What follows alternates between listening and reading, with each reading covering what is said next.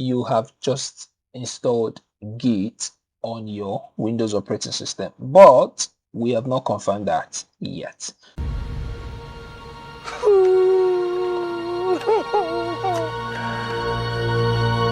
Alright guys, welcome to another video in our Git and GitHub series videos. Okay, so in the last series, which is episode 1 in season 1, we created our own GitHub account. As you can see currently on the screen, I have my own GitHub account live and ready to start collaborating and deploying projects. Okay, in this video, which is season 1 episode 2, we're going to be installing Git on our local computer.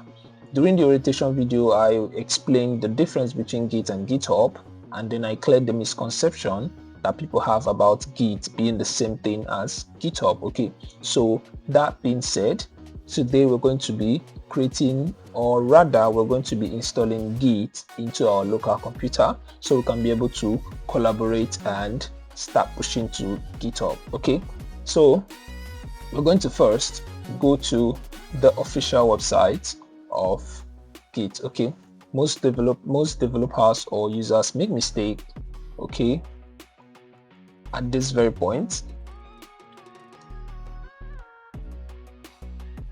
because they'll go and download from an unofficial website, which will later give them problems in future. Okay, so I'm using Windows operating system. Okay, so this video is going to be for those that are using Windows operating system, but there is not much difference when it comes to people that have Mac OS and people that have Linux. Okay, but don't worry, I have you covered. Apart from the installation process, every other Git command is going to be the same on the 3 operating systems that I just mentioned. Okay, so I'm going to be putting a link in the description of YouTube videos that are going to show you how to install Git depending on your operating system, for those that are using Mac and for those that are using Linux. Okay, but for those that are using Windows, go ahead and flow through with me as we install Git into our computer. So we're already at the official website. Here you can download a lot of resources, so I'm going to click on install for Windows. Okay, and here we can choose, of course I'm downloading on Windows, so I'm just going to click here to download. For those that are installing for Mac OS, like I said, there's a link of a YouTube video that you're going to use to assist yourself in this. Linux also the same. Okay, but in this video we're going to focus on Windows, so I'm going to just click here to download, and it is going to process. You can see that the top right corner here as it is downloading. So after downloading, we're going to install it.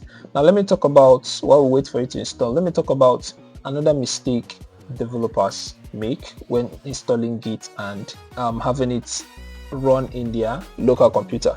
One of the mistakes they make is this: they try to make some changes in the installation process. Okay, this is very vital. You don't need to make any changes in the installation process. Alright, it seems our installation is complete and ready to be installed. So I'm going to check it out. Going to go to the folder where it has been installed, which is usually the downloads folder, unless you set it otherwise. I'm going to run this installer. Now I'm going to see the installer package here. This is the policies. I don't think anybody reads that. Come on. So I'm just going to go ahead and click next. Here is the installation directory. This is where exactly in my disk drive that I want to install Git. Leave the default as it is. Okay, go ahead and click next. Now these are the changes that developers make when they are installing Git that causes problems for them. Okay, if you don't know what you're going to choose here, better leave it at the default. Okay, it is better to leave it at the default settings that it comes with. Okay, so I'm going to leave this one, Git. I want that. I also want Git UI and every other thing there. Okay, so everything here is okay for me. I'm going to leave it the way it is. Okay, do not make any changes if you're not sure what you're going to do there. Okay, because this is going to cause you problems in future. So I'm going to click on next. This is also fine. Click on next. Okay, I'm going to use the VIM. The VIM is okay by me. The VIM is okay by me. This is the default. We don't have Visual Studio Code yet. If not, I would have chosen Visual Studio Code rather. Okay, so let's leave that the way it is. Click on next. Now they're asking adjusting the name of the initial branch in new repositories. Okay, so if we create a new repository, the new standard now is to have default branch to be named as main. Okay, in the past it used to be master. Okay, but now what's obtainable is main. Okay, so I want the new repositories to be default main. Okay, I'm going to choose on this, override the default branch name for new repositories to become main. Right, click on next. Another question, very important, this is a very vital point. Okay, adjusting your path environment. How would you like to use Git from the command line? Now if you do not check this, it means you cannot access Git features from your command line or your PowerShell in Windows. Okay, so this is very important. You need to add Git to path. Okay, Git from the command line and also from third-party software. This is recommended. This is what we're using. Okay, so we're going to leave it the way it is. All right, so what this means is even from VS Code terminal, you can be able to run Git commands and it is going to be neat and synchronized, because if you're coding on VS Code, it is very normal, okay, and way easier to just open up your VS Code terminal and run your Git commands instead of going all the way to PowerShell or Git Bash or command prompt. Okay, so we're going to leave it the way it is. Click on next. I'm going to leave it this way and then going to click on next. All right, open SSL library. Server certificates will be validated using the cabundle.crt file. Okay, I'm going to still leave this one as the default setting, which is use the native Windows secure channel library. All right, you don't have to bother yourself about understanding all this. Okay, for now just stick to the defaults. I'm going to click next again. Configuring the line ending conversions. How should Git treat line endings in text files? Okay,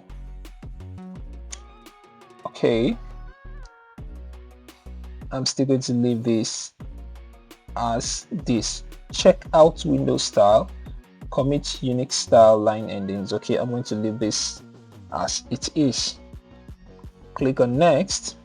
Of course, I'm going to use Minty. Okay, click on next. Choose the default behavior of git pull. Okay, what will git pull do? Okay, git pull is a git command that extracts or that pulls recent updates from GitHub, okay, from GitHub repo, and then download it into your local repo and make you become up to date with the current changes that's been made by other developers that you're collaborating with, okay, on a project. So we want it to create a merge commit to combine branches. Okay, this preserves the history of parallel work. I want to work with this. Okay, if I choose this, it is going to rewrite my local commits on top of the remote branch, keeping a single linear timeline. I don't want this. I'm okay with the merge. Okay, so I'm going to click on next. All right, Git credential manager. Use the cross-platform Git credential manager. I want to leave this set to Git credential manager. Okay, so I'm going to click on next. Enable file system caching. Configuring extra options. Which features would you like to enable? I'm okay with this. Okay, file system data will be read in bulk and cached in memory for certain operations. Okay, this is okay for me. I like the default settings, so I'm going to go ahead and click finally on the install button. That was a very long installation process. Oh my god. So the Git is installing now. We'll just have to give it some time for it to do its thing. Okay, our installation is almost done. This is taking less than a minute. Okay, so you just have to be patient for it to install. Boom. So this is it. If you have followed this step up until this point, you have just installed Git on your Windows operating system, but we have not confirmed that yet. There is one last confirmation that we need to do to know that Git has been installed on our operating system. Please, for those that don't have Windows operating system, you are either using macOS or Linux. Okay, just go ahead. You'll see a link in the description or in the comments. Okay, I'm going to put links to YouTube videos that show you how to install on install on macOS and also install on Linux. So you choose the one that suits your operating system. Okay, I want to launch Git Bash. Okay, so I'm going to check this. I'm not interested in viewing the release notes. Okay, so because from this Git Bash, this is where we're going to confirm whether we have Git installed correctly, or we can use our command prompt or our PowerShell. All right, so let's first do it on Git Bash, because we're going to be using this Git Bash. There's a feature that Git Bash brings with it. Okay, that is very nice. Okay, you know what, let me do Git Bash last. So I'm going to try this confirmation that we have installed Git on our system using the native command prompt. Okay. Okay, so this is the command prompt. So I'm going to try Git version.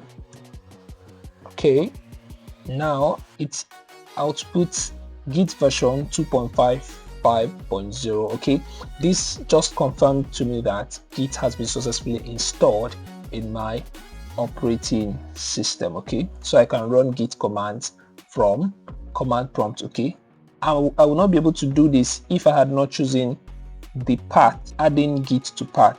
I would not be able to do this from my command prompt if I did not select that. Git will only be limited to Git Bash. Okay, so it's a good thing I selected that feature. Okay, this is for the command prompt. Let's check it out on the PowerShell. Okay, Windows PowerShell. So I'm going to open Windows PowerShell and I'm going to run the same command. Okay, although running it to command prompt and it outputs that one is okay to confirm that your installation was very successful. Okay, but let me just go ahead and do this. You can see the little style in color given to it. Okay, making things more appealing, okay, to the eye. So this command prompt does not have it, but you can see PowerShell brought in a little of color into it, which is very good when you're working with code and command. So we still have the same output confirming that Git was successfully installed in our operating system. Now for the last one, which is Git Bash, the one that came with the Git installation we just did. So I'm going to go ahead and open Git Bash. You're going to see the difference right now. This is very nice. Okay, Git Bash. It looks like, it gives this Linux vibe. Okay, that's one thing about it. You can see the coloration and everything. So I'm going to go ahead and run Git version, and it outputs this here, still confirming that our Git is successfully installed. We're going to do more configurations on Git in the upcoming videos. Okay, where we're going to be setting up, you know what, just stay tuned for the next episode. I don't want to spill the tea. It's going to be very interesting. You're going to love it. Okay, so stay tuned for the next video, episode 5. Okay, episode 3 and episode 4 is supposed to be for installing on Linux and macOS, but I don't want to make the series too long, so I'm just going to upload the video link, okay, the YouTube video link on how to install them on these two operating systems. Okay, let me not make this video too long. Just take this knowledge and apply it. What I want you to do for me after watching this video, okay, is I expect to see that you have installed your Git on your operating system. Okay, so this is what you're going to do for me after running the whole installation following this video. Okay, do well to pause it at any point if you're confused, and if you have any questions, come on, drop it in the comment section. You can even DM me. Okay, I'll put you through on how to do it very well. Okay, so your assignment is this: install Git on your operating system and then run this Git command, Git version. Okay, I want you to screenshot your screen. If you don't know how to screenshot, just go to the search bar or the task bar here, look for sniping tool. Okay, when you click on sniping tool, it's already on capture snipe. Okay, this one is video, this one is snap. So just click on new screenshot. Okay, it's going to bring up a little arrow. You just click and hold, and then drag. It is going to only screenshot the section you have highlighted or selected.